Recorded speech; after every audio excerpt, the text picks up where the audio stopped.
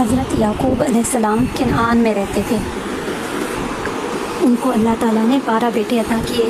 انہی میں سے 2 بیٹے حضرت یوسف علیہ السلام اور بنیامین تھے۔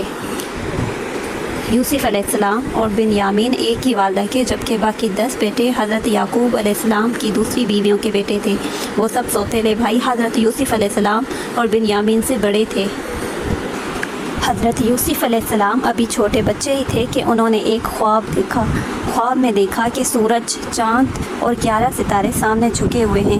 انہوں نے اس خواب کے بارے میں اپنے والد حضرت یعقوب علیہ السلام کو بتایا۔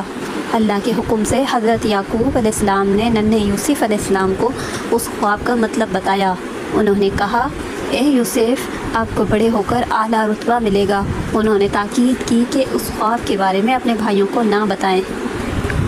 اس کے بعد حضرت یعقوب علیہ السلام کو ان سے بہت زیادہ محبت ہو گئی۔ یہ دیکھ کر حضرت یوسف علیہ السلام کے سوتیلے بڑے بھائی ان سے حسد کرنے لگے۔ ایک روز انہوں نے حضرت یوسف علیہ السلام کے خلاف سازش کی۔ انہوں نے بہانہ بنا کر یوسف علیہ السلام کو لے جانے کی اجازت لے لی اور ان کو دور لے گئے۔ پھر ان کا کرتا اتار کے انہیں اندھے کنویں میں ڈال دیا۔ ان کا خیال تھا کہ ننھے یوسف علیہ السلام کو کوئی دور کا مسافر اٹھا لے جائے گا۔ انہوں نے ننھے یوسف علیہ السلام کے کرتے پر بھیڑ کا خون لگایا اور اپنے والد حضرت یعقوب علیہ السلام کو وہ کرتا لا کر دکھایا۔ کہنے لگے، یوسف کو بھیڑیا کھا گیا ہے۔ کرتا پھٹا ہوا نہیں تھا۔ حضرت یعقوب علیہ السلام سمجھ گئے کہ ان کے بیٹے جھوٹے ہیں۔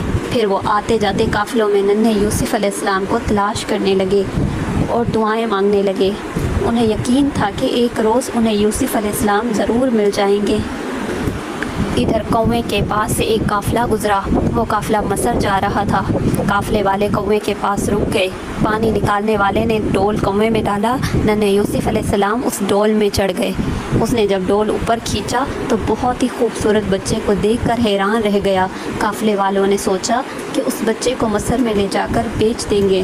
انہوں نے ننھے یوسف علیہ السلام کو چھپا لیا اور مصر کی جانب چل پڑے۔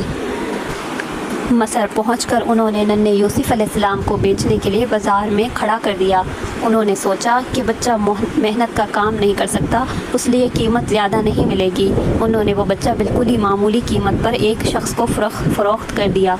وہ شخص عزیز مصر تھا۔ وہ ننھے یوسف علیہ السلام کو اپنے محل میں لے گیا۔